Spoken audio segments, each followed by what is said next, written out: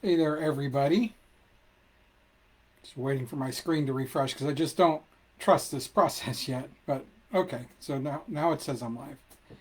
So I want to welcome you all. Wow. I want to welcome you all to the Booster Lunch and Learn with Soundstage EDU. As it says at the top of my post here, my name is Mike, and I want to welcome all of you from our band parents group.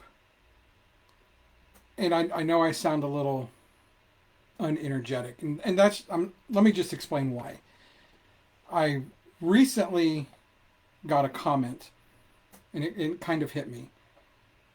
Someone said that they actually binge listened to my podcast this weekend, and that they're going to be reaching out soon because their program's hurting. And it reminded me why I started doing this. Because these are real kids, real directors, real programs, real parents that are out there struggling. And if I can help even just one of them, then this work is absolutely worth it. And I know I started a minute or two early, and that's okay. We'll see how many of you actually show up here. But we're going to go ahead and get into this, why we even scheduled this for today. So if I'm looking around, it's because my camera is in one spot, my screen with all of the live information is over here, and over here are my notes for this talk. So yeah, I'm going to look around a little bit. But we'll be okay, right? This is live. This is real. This isn't perfect. This isn't produced. This is just me being me, coming out here and trying to help you guys the best that I can. So whether you are watching live or catching the replay later, just drop a quick hashtag lunch and learn if you're here live with us now. Right now, there's nobody here live, but that's fine. We're going to go on with this because one day you guys are going to actually start to show up to these because you're going to understand that there's a lot to learn here. And I know that me doing this in the middle of the freaking day is a problem. We all have jobs, right? I do. And the reason I picked the lunch and learn format is because this is when I take my lunch break from my job doing logistics for a production company. I'm also a production engineer. That much is true. But currently, when I am remote, I'm helping with logistics and order processing and inventory stuff, the boring things, right? But that's good. So if you're watching this later, just drop a hashtag replay in the comments so I know you've been here. I mean, that tells me who's showing up, and it helps the algorithm push this out to more parents who really need to engage with this kind of content right now. So over the last few weeks, I've noticed a pattern in this group, and a couple others. I'm in more than one group, but this one primarily because this group just simply has more volume, if you will. But I've noticed a pattern. It's the same comment, same situation keeps popping up, and it's we need more volunteers. Or it's always the same 5 people doing everything, only the same 5 people showing up. Or in some cases, I saw 3 the other day. Or nobody steps up unless there's a crisis. And I want you to know that those 3 main themes were extrapolated from one of the larger posts going on in this group about that right now. Those were that was the synopsis of the 3 main pain points that I'm seeing in volunteer groups within the booster world. But I want to point something out here.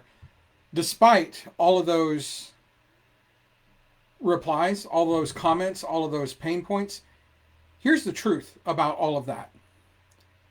It's not a parent problem. It's a systems problem. When people don't know the roles, if they don't know where to sign up, or they're afraid they'll get stuck doing everything forever, they freeze. They hide. They say, I'd love to help, but maybe next year. They're deflecting you. And why is that? It's very likely because the energy that you're putting off is that you're stuck. And that you would literally do anything to get unstuck. And guess what, guys? They don't want that. They don't want to be a part of that. And it's not because they're lazy or selfish. That's simply self-preservation at its core. So today we're going to talk about building a volunteer pipeline that actually works. Even if you feel like you're starting from zero. So I'm going to share a personal story with you guys. Since we want real application here, we want real data. And I just want you to understand that I am not preaching theory here. I'm going to tell you what actually happened to us, to my group that I am a part of here in Kansas. I'm the president of a booster organization for a youth theater academy here in town. And we launched, and I'd worked with them for a few years, doing their sound design and their audio operations for show nights and tech weeks, trying to mentor students along the way so that they could step into those roles. But one year in particular, last year, I noticed that they were kind of struggling with acquiring the things they needed, or accomplishing the tasks that needed to be accomplished without burning everyone out. So I just casually mentioned, hey, you guys should probably really consider starting a booster group. And they're like, oh gosh, that sounds like a great idea. I mean, there's literally no resistance. They understood what needed to happen and why. And so about a month, maybe it was a little more, maybe it was 5-6 weeks. Anyway, a short amount of time before our first production, because I understand that these youth theater academies, the production cycles are very, very compressed. They do amazing work in a short amount of time. So once we had a production in place, rehearsals were going, parents were attending, so that was a good opportunity for us to put this together. It's because there was momentum, right? So we launched our booster group about 1 month before our production. There was no committee structure. There was no volunteer pipeline. There was no fancy sign-up system. And it still worked. Because we focused on relationships and not assignments, not shift slots and a volunteer list. I mean, we literally built the plane while we were still flying it. And we landed the show. It was a success. And what I learned from this experience is this. Panic volunteering is survivable. But it is absolutely not sustainable. And I just had an alien brainwave in my head go off because I realized I've not sent an email out to my board. Because we're supposed to have a meeting. We waited a week till after the production to have a meeting. No one responded. So I sent another gentle reminder, hey guys, we need to respond. We need a quorum to have this meeting. And people did respond, and now it's my turn to respond. I did make the comment that we want to schedule the meeting for a week out. But everybody was like, well, I'm free this week, so we're going to figure that out. And we're going to do something. We're going to use the magic of technology, more than likely, and do our meeting virtually. Which you guys can do too. But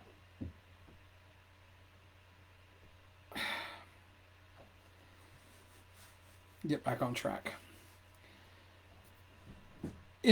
Back to what you guys are seeing inside of this group here. Thousands of people,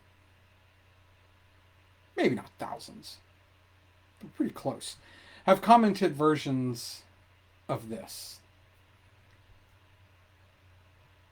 I didn't volunteer because I'm scared I'll get stuck doing everything. They're getting that from you guys. They see that vibe, to use our kids' words. Or, I'm new and I don't know anybody. I'd help, but nobody ever asked me directly. How many times have you guys heard me say that in these comment threads? Probably more times than I can count. Or, I didn't know where to sign up. Again, all of these comments are paraphrases and extrapolations from the literal hundreds and possibly thousands of comments that I have poured over inside of these, more than just this group. And that tells you something. That's not laziness. That's not a lack of effort or a lack of wanting to help. That's human psychology. People need clarity. They need a small entry point or an easy on-ramp. I'm sure you guys have seen me say that too. I used that phrase just today in a comment. You need to provide them with jobs that fit their skills, not just random assignments. There are some things that I don't want to do. If I'm asked to do it, I'm going to do it, but it's going to be done begrudgingly. And there's a good chance I won't ever come back after that. This is very real psychology at play here. And people also need appreciation. We don't need to be making these people feel obligated to do these things. That's not the expectation here. We want them to want to help us. Otherwise, they never will. And if they do, like I said, I would do it, but it's going to be done begrudgingly. And I'm not going to feel welcomed. I'm not going to feel appreciated. And I'm not going to come back. That's why there's no volunteer pipeline. When those four things exist, clarity, easy on-ramp, a relevant job, and appreciation, volunteers will start to appear out of nowhere. I guarantee it. And I know some of you are doing things like that, and guess what? The volunteers aren't showing up, Mike. So what do we do now? Well, there's still something in the system broken. And maybe that'll require a little one-on-one extrapolation of your data. Maybe we need to get on a phone call and discuss those things, which I will happily do with you guys. So I'm going to go over 3 things that actually work here. Again, not theory, proven fact. Things that have worked in real booster groups. Things that I implement and things that I have seen done in other groups. I've had more than, well, I don't even know how many. Several groups that have said, these are the things we do and these are working. And again, I'm even able to extrapolate some of that from these comment threads because other booster groups are chiming in and saying, hey guys, this is what we're doing. You should try it too. So maybe me sitting here in front of you guys, being the loud voice for once, might move you guys to action. So here's something that you've heard me mention multiple times. Micro volunteering, micro tasks, micro shifts, micro asks. Because not everyone can or will run a concession stand for 6 hours. But almost everyone can sign up for a 15 or 30-minute job. They can drop off snacks. They can help with load in and load out when you're done. They can fold shirts. And here's why this works. Those small jobs remove fear and they build confidence. And if you do it right, those small jobs will turn into bigger jobs later. I can almost promise you that because I've seen that. You get them in, you get them experiencing the culture, and they'll want to plug in long term. And I'm just going to say this now because it's at the front of my mind, but we're going to get to this later. Show them the impact that they are making. That's what makes people stay. That's what makes people volunteer in the first place. You're not asking them to help. You're not even inviting them to help. We're going to get the word ask out of our vocabulary, and we're going to change that to invite. And you're not inviting people to help, you're inviting people to provide impact. Impact to the program. Impact to the kids. Impact to the parent culture around you. And just all of that to say this. Small jobs matter. Every little bit helps. So comment below that small jobs matter if your group needs more of this approach. Or say small jobs matter if you've never even considered thinking of this and that you're going to implement it the next opportunity that you have. Now here's another system that works really well. And I've seen, not a lot, but a few booster groups, and I even had someone in my email that was telling me that they did this, and they're excited to do it, and how it's really changing the culture and the way everyone interacts with one another. And that's creating a shadow system or a buddy system. I mean, we've seen this over and over. You lose all of your acquired knowledge when seniors graduate. Attrition will kill you. So instead of replacing people in June when band camp fires back up, start training people in January, in this off season, right? Start training them now. It's November. Start training them now. Take your current chair of fundraising whose student is graduating and pair them with the future chair.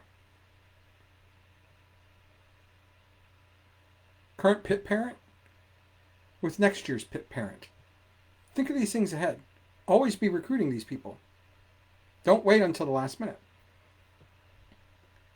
People don't step into leadership if they think, or even if there's a hint that they're going to drown. They just won't do it. So the shadow system removes fear. It gets them accustomed to it. Gets them acclimated to the grind of it. And once they're experiencing good culture inside of that, as your shadow, they're going to step up the next year. This also leads me into courtship. Volunteer courtship. And it's the part that nobody talks about, but it's the secret here. Volunteers aren't recruited. They're wooed. When you say, hey, you're really good at organization. Could you help us with sign-ins for 45 minutes? That simple statement, that simple request for assistance is personal. It's respectful. It makes people feel needed and not used. So I know at some point some of you guys are going to be listening to this and you're going to be thinking of your volunteers. So I want you to tag one volunteer, even if they're not in this group, who always show up, and I want you to say thank you to them. Publicly, right now, in these comments, in this thread, in this feed. Because that positive peer pressure changes culture. And that's a lot of what we're facing here, is just it's cultural decline. And listen, I know a lot of you are feeling right now that, oh, we're tired, we're exhausted, we just survived marching season. Can we just rest for a minute, Mike? Yes. You should rest, but this window, right now, post-season, is when parents are the most open to helping next year. Don't wait until band camp. Don't wait until the first show. Build your team now while the pressure is low. Does that make sense? I'm just curious. How many of you guys out there are waiting till band camp starts up to start thinking about filling those volunteer slots? Start now. Even with the incoming freshmen, go to the middle schools. Attend their concerts. Meet the parents there. They're there they're there, right? Introduce yourself. Get to know the families that are coming in. Start building the culture now. That way, when they come in, it's not a shock that they need to help. Prep them early. Get them ready for the workload that's coming. Because I've seen this a lot too, is nobody has any idea, or seems to have no idea, what's actually coming their way. Especially those that have never been in marching band or fine arts. Or maybe they have, but they've never been in a competitive program, and you're in a competitive program. And I mean, you see where I'm going? If they don't have the knowledge, they're not going to want to do it. That's the problem. They get overwhelmed quickly because they're suddenly bombarded with a bunch of information, a bunch of responsibility. And that makes them just automatically go, hey, brother, I don't have time for this. And then they see you coming again and they turn around and walk away. So I'm going to be building a volunteer pipeline starter kit in the near future. Not right now. Got a lot to do. And it's going to help you get this set up. You know, a micro volunteer list, a sign-up sheet template, shadow training checklist, an appreciation plan, a new parent welcome message. All free, because I just want you guys to be helped. All plug and play. And if that's something you guys are going to want, just drop Pipeline Kit in the comments and I'll take your name down and I'll get it to you when it's ready. So if you take anything from this today, take this. You don't need an army. You just need momentum. If I could do it in a month, you guys can do it in the next 3-4 months. I'm not that organized. I'll admit that. So try this. 1 new volunteer per week. Make that your benchmark. 1 new volunteer per week. All year long. How many volunteers does that give you? 52. I mean, start small. But start. And before I let you all go, there's just one more thing I want to bring up. And this one's going to sting a little bit. And I'm not going to pull punches. I'm not going to apologize for it. Because I think we're missing a very core aspect of the ask, of recruiting, of asking for help. All words I don't like using. But they are the words we're using right now. And I'm going to say this with all the love in the world that I have for you guys. But it's this. Begging for volunteers does not work. Will you get some by doing that? Yes. I mean, eventually you wear people down and they're just tired of you asking and they say yes. But those aren't sustainable volunteers. But begging them does not work. And I know it feels like we should do that, especially when we get desperate. I mean, when you post, we need help unloading the trailer. Or you text, can someone please help in concessions? And this comes up from, this part right here comes from a direct public post in this group. You walk up to cars in the pickup lane hoping people will get out and join in. And then nothing. Or worse, resentment. But here's what's really happening. This is what I really want to point out to you guys. And I know we're approaching 25 minutes. And you know what? This is that important. If you were on a consultation call with me, we'd be on the phone for 30 minutes. And if you talk to anyone in here that's been on one of these calls with me, very rarely are they 30 minutes. I did have one tell me, oh my gosh, we're over 30 minutes. I need to let you go. And I appreciated her for that.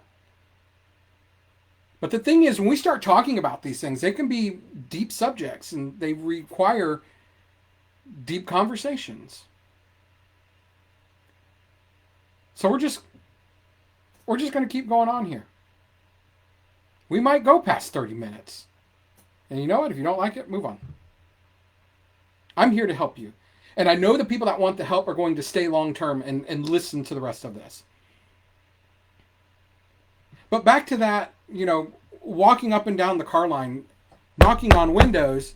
Hey guys, come help. And nobody does it, or they roll up their window, lock the door. I want you to understand what's really happening here. These parents aren't mean. They're not lazy. They don't dislike you. But, and I think I even posted this to a reply in there. And I'm surprised no one said anything back. So I'm going to say it here. It's the exact same psychology as being approached in a Walmart parking lot by someone asking you for $1 so they can buy gas to drive their car back to Tulsa. And you can't say that's never happened to you, or at least happened to somebody that you know. It's one of the most awkward and uncomfortable things that happen to us in our society.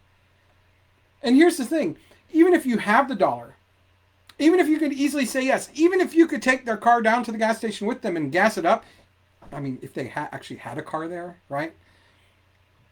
Something in your brain goes, I'm uncomfortable. I don't trust this. And this part right here is the part that lands dead center in the heart of booster and volunteer organizations. And it's this. Someone else will step in.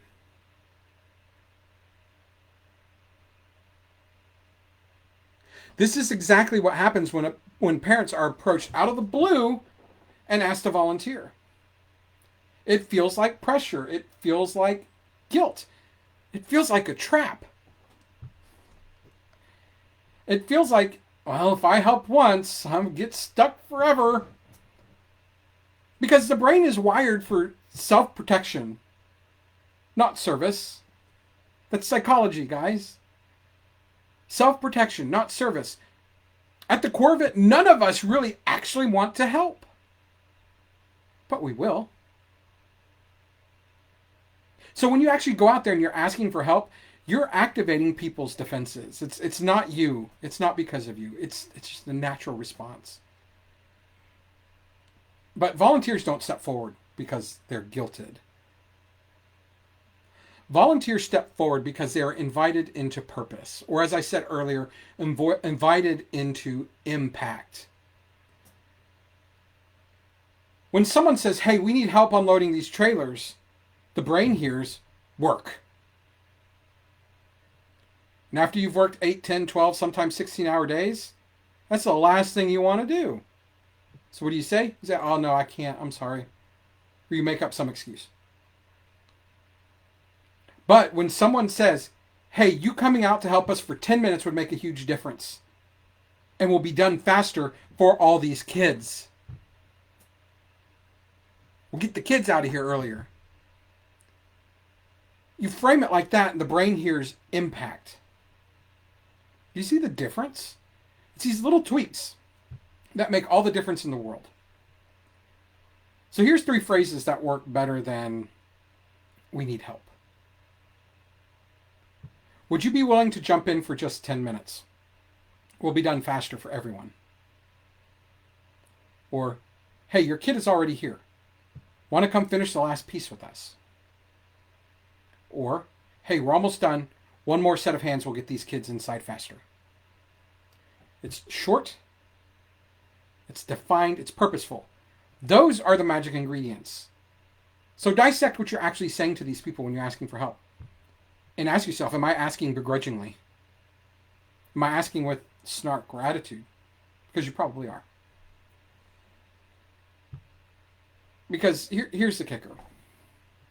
When volunteers don't step forward, it's rarely because they don't care. It's because no one communicated the why, the how long, the what they'd be doing, or that they would leave afterward without being trapped. And if we're being brutally honest, the cold parents waiting in cars they're not rude. They just weren't invited. They may have been asked. They may have been pressured, but they weren't invited into impact. Because if you wait until you need help, it's already too late. Because inviting builds culture, whereas begging builds resentment. This is why we have to shift from we need help to we have space for you. It's a small change, but it is everything. And I hit that 30-minute mark. I'm sorry, guys. This was a long one. And this is new for me, doing it like this. I'll get better. But it's hard for me to cut it short when it's something I know that we so desperately need in this space. So if that helped, leave a comment. If there are other topics you want me to cover during these, leave a comment. As long as I'm present here in my office at home, I will do these on Mondays. Every Monday. Except for holidays. Or holiday weeks. Or when I'm out of town. You know what? We're just going to aim for every Monday. Sometimes we won't do it, and I'll let you guys know. But let me know what type of topics, what type of content you guys want in these lunch and learns. But I'm going to let you guys go. I hope you had a nice lunch. I hope you had a nice break. There aren't many of you here live, but that's fine. We're building momentum. We're learning how to do these lunch and learns on Mondays. Consider it a break from the start of the week to hang out with your friend Mike. So thank you guys for being here on the replay at least. And we'll see you on the next one.